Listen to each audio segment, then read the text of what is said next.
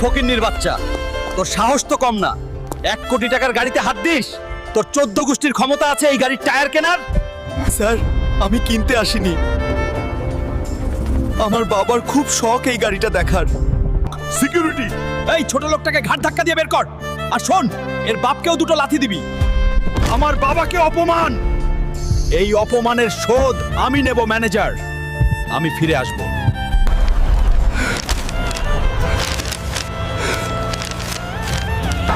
তুপুরি জঙ্গল থেকে যে নীলমণি আনতে পারবে তাকে 20 কোটি টাকা পুরস্কার দেওয়া হবে।